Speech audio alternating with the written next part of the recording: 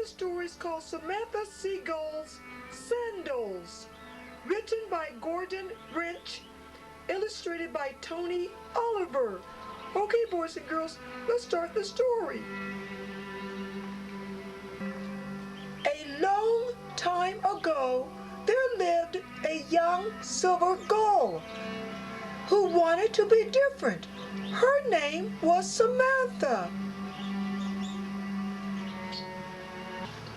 Why am I the same as all other young gulls? She asked Hector, the hermit crab, who was old and wise. The same gray heel, the same gray legs, the same gray feet. I want to be different. I want to be different right now. Ho, ho, said Hector in a voice as deep as the ocean. You will be different one day. Wait and see. But Samatha could not wait. She thought and thought until she had a bright idea. I know what I'll do, she said to herself. I'll buy some shoes. Then I will be different.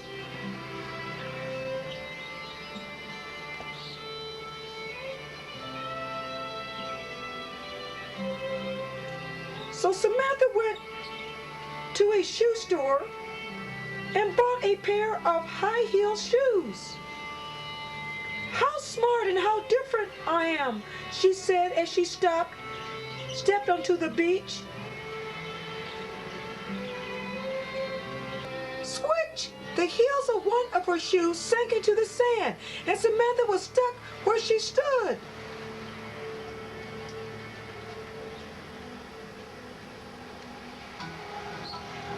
Don't be silly, a silly seagull, Samatha, said her friend Simon as he helped her out.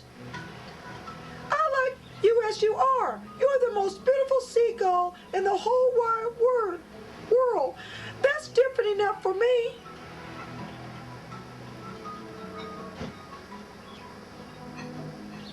The other seagulls laughed and laughed, and Samatha felt embarrassed. So embarrassed that in fact she started to blush, and her bill went red, and the rings around her eyes went red. Her legs and feet went red, and she flew back to the shoe store and her shoes to change them.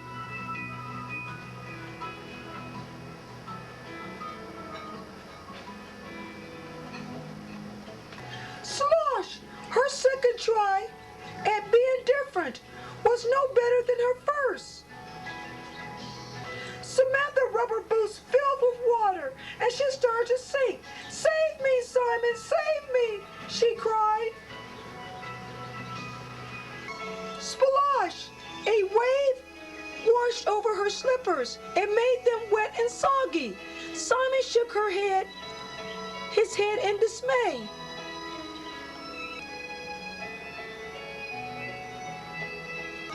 I do wish you would stop trying to be different, said Simon. Everyone is laughing at you. But Samatha was determined to be different. She flew back to the shoe store with her slippers to change them.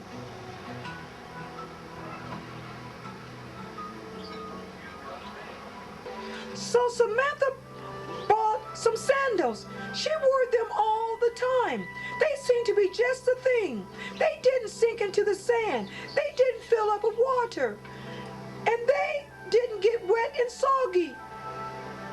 Samatha felt so different and so pleased with herself that she walked about with her head held high in the air. She didn't speak to the other seagulls. She didn't even speak to Simon, and Simon was sad. Slap, slippity slap. One day, when Samatha was striding along in her sandals, she did not see the slippery seaweed in front of her. So she fell on her face in the slimy pool. Her sandals sailed high onto the sky. She sank forever in the deep blue sea, and once again Simon was there to help her. The other seagulls laughed and laughed, and Samatha felt embarrassed, so embarrassed in fact that she started to blush, and her bill went red, and the rings around her eyes went red. Her legs and feet went red. This time, that's how she stayed. Okay, boys and girls, this is all we're going to read. If you want to find out what happened, to Samatha Seagulls Sandals, written by Gordon Rich, illustrated by Tim Oliver, go to your public library. Okay, boys and girls, let's see what's coming up next on the Mr. Peevy Show. Action. Hello, boys and girls. Welcome to the Mr. Peevy Show. I have some very, very special guests, and I want them to introduce themselves, starting with this beautiful young lady who's holding Lino Bino. Could you tell everybody your name and your age and what school you go to? Hi, my name's Coco. I'm 9 years old and I go to Horace Mann. Okay, and next young man? My name is Charles, and I go to Horace Mann, and I'm 9 years old. Okay, and the next young man? Hi, my name is Angel. I'm 8 years old and I go to Horace Mann. Fantastic, and the next young man? Hi, my name is Daryl and I'm 10 and I go to Horace Mann. Okay, you know what? You guys are here for a very special reason on the Mr. Peevy Show, and I want Charles to tell the boys and girls out there why you guys are here. We are here to present our school and show the school how to read, and reading is important. Okay, now do you have to read any number of books, Coco? Yes, you have to read 25. And how many books did you read? Did you read exactly 25, or did you read more? I read more. How many?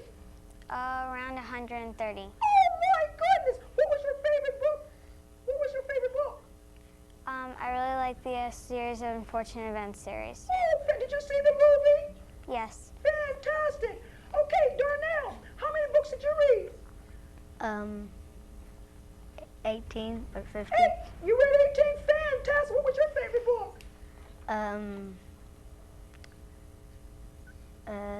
Oh, you all liked of all them. your books. I Yeah. bet you like every one. Okay, Charles, did we ask you how many? And Hal, how many books did you read?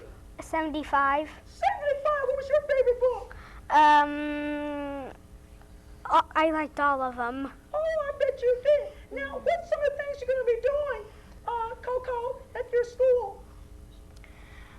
Well, we will have cake and ice cream at one time, and at the end of the year, we are going to have a drawing for the people who read 100 books, and they will get to ride in a limo with the hip-hop band and go to a restaurant. Fantastic. Darnell, what's the name of the hip-hop band?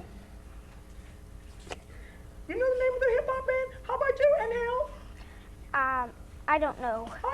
Okay, maybe we can find it out later. Also, too, are you going to have someone else? I think you'll have someone else, too. There, do you know who else you're going to have at your program? Oh, yeah. I bet you forgot. I think, you know what? I was invited to your program also. And I'm going to read Mr. Peevy for Kids. How many read that book? And Charles, did you read the book? No. Oh, you haven't? How about you? And Hal? No. Oh, okay. And the name of the band is called, you know what, I can't even pronounce it. QMALIAQU band. Okay, I don't know how to pronounce that. Can someone out in the audience help me with that? Malika, Mr. Peevy. Malika, okay, thank you. I'm 95 years old, and that's why it's kind of hard for me to pronounce things. Okay, Charles, so what else are you going to have? Is that like are you going to do that for one day, or are you going to celebrate the whole week, or what? I think we will just do it like one time. We're gonna do one thing, and then after that thing, like in a couple of months, we're gonna do another thing, and just keep on going and on until the school year is Okay, you over. know the date. I'm going to be there, I believe September the 8th at Horace Mann at 1:30. I'm going to do a 45-minute show. And I think, so when is the band going to be there? What day the band's going to be there?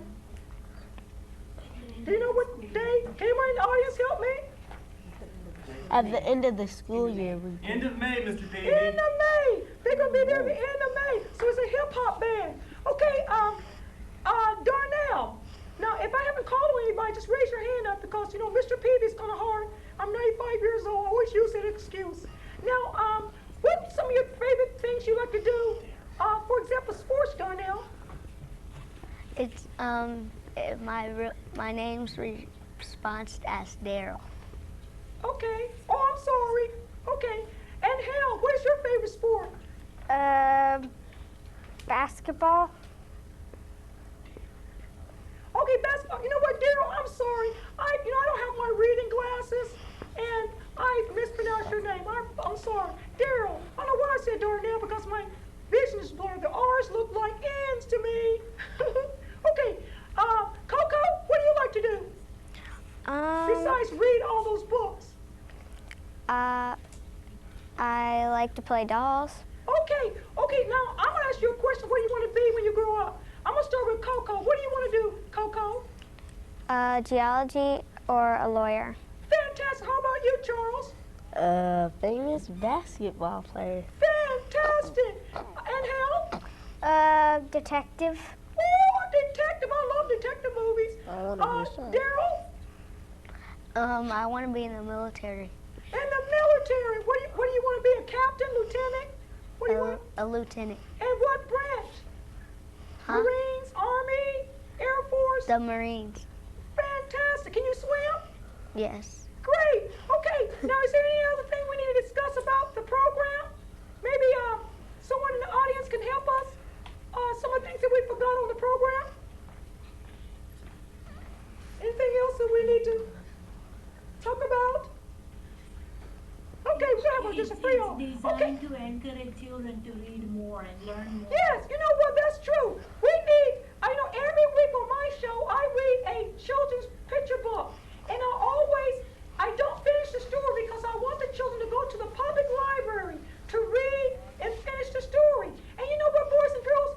It's free to go to the public library. All you need is a library card, and that is free. And they have all kinds of books. They have books about space. They have books about animals. They have books about anything you want. And plus it's air conditioned. Especially in this hot weather we have in this summer, we love to be where there's beautiful air conditioning. So boys and girls, you need to go to the public library and start reading books, because your imagination will be limitless. Oh, I'm mispronouncing the word. Okay. And you can read and learn things in the library. So boys and girls, you know what? If there's anything else you want to say, or maybe say hello to your family. Coco, you want anybody to say hello to? My mom and my dad. Okay, how about you, Charles? I would like to say hello to my sister and my cousin. You want to wave to them? And Hal? My cousin. Okay, how about your mother? Yeah. I think they're in the My audience. mom and dad, Okay. too. All right, Daryl? Mostly everybody's that's watching the TV. Okay. And I know everybody's going to watch the Mr. Peevy Show. And, of course, you guys going to watch the Mr. Peevy Show. And I'm going to let you know when this show airs. Okay. Well, boys and girls, I think that's so great. And we're going to sign off on the Mr. Peevy Show. I want everybody to go to Horace Mann School and participate in the event. Okay, boys and girls. So that's all for today on the Mr. Peevy Show. Bye. Boys and girls, wave to the audience. Adios. Bye. Hi, boys and girls, this is Bobba the Clown. Welcome to my art room. Boys and girls, we got something great today. Let me play my guitar. Okay, we got something great today, and I love this project. This is something that you really enjoy. I've got some beads at a discount store, some really pretty beads. Oh, I love beads. And what we're going to do, boys and girls, we're going to make a macrame bracelet. Look at this bracelet. Now, I am not kidding. This bracelet has been on my hand for about 6 months. Constantly, you know, when you take baths and stuff, it stays. And they call this a wish bracelet.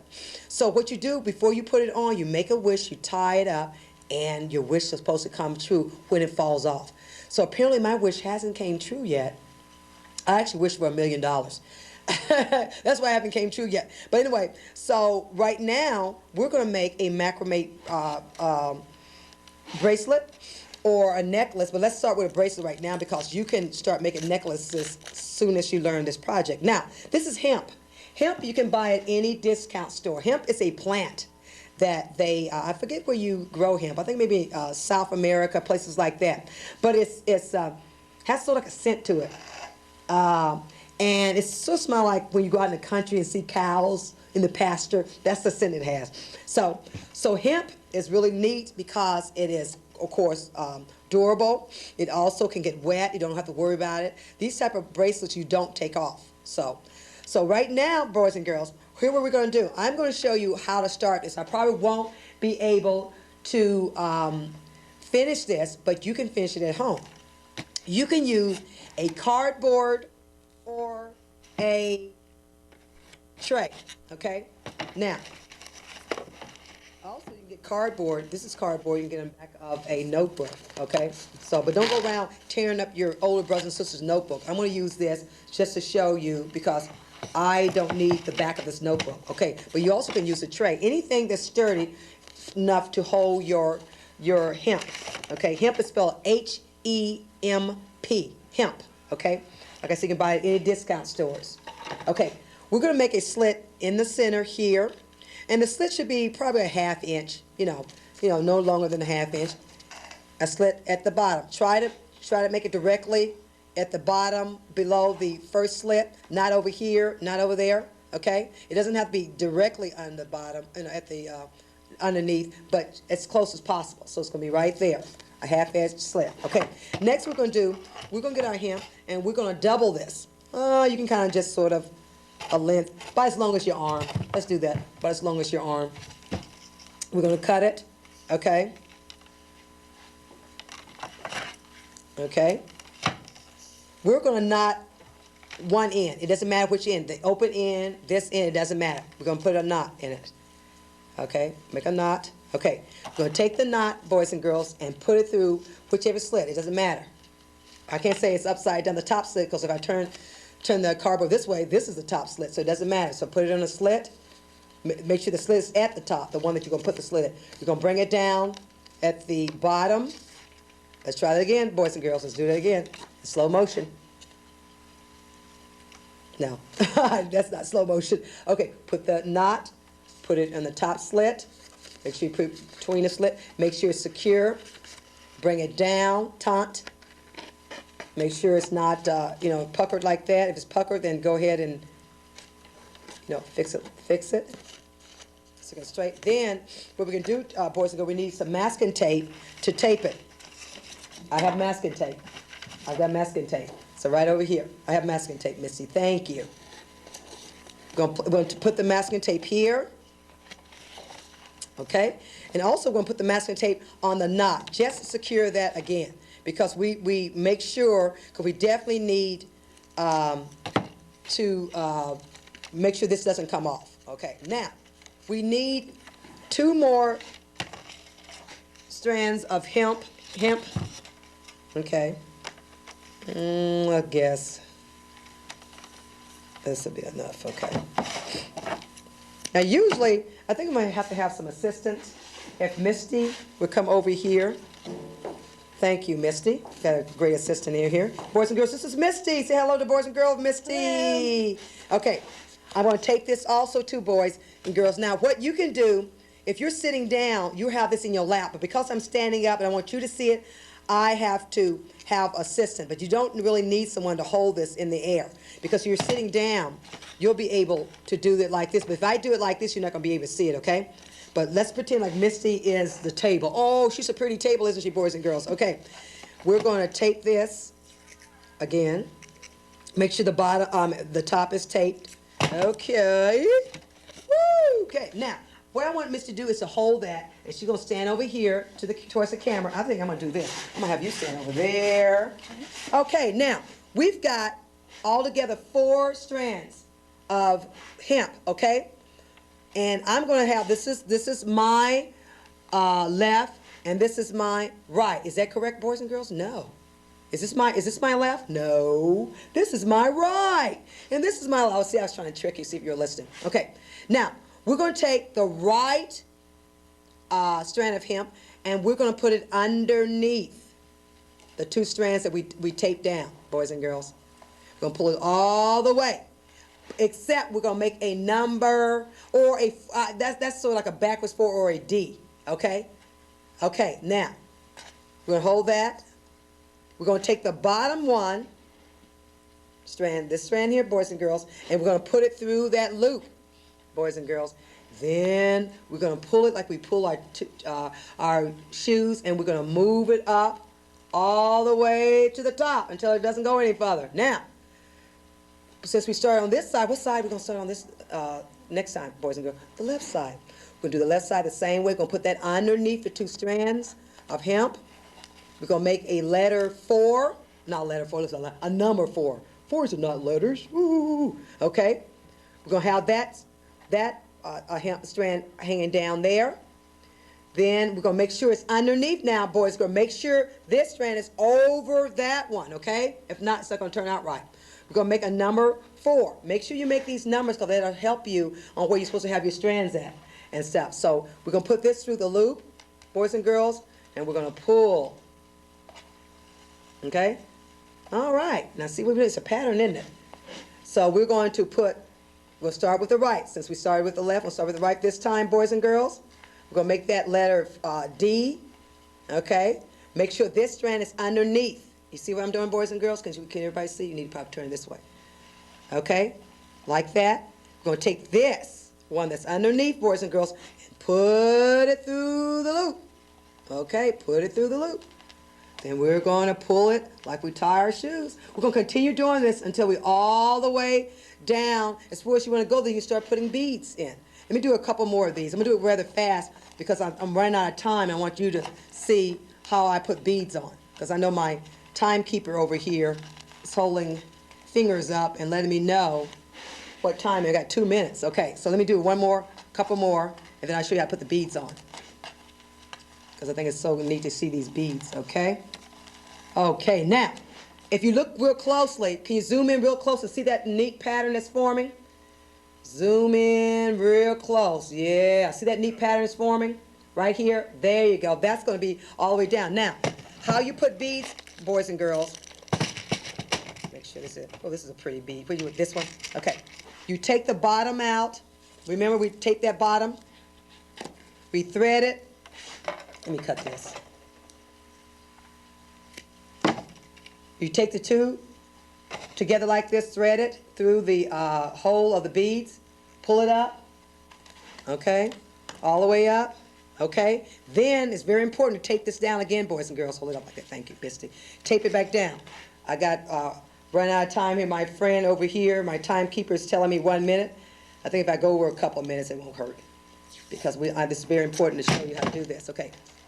Okay, and then you tape it over here. Okay. Okay, and then to keep the bead, you do this. You do the same thing. You pull it up here. You're going to put this under here. Okay. Misty, let me have that one. Put it through here. And we're going to pull it. And see, this is going to hold the bead up. They're going to continue knotting. See how that holds that bead? Let me do it one more time, Misty. Underneath, you make that letter D through here. And there you go. All right.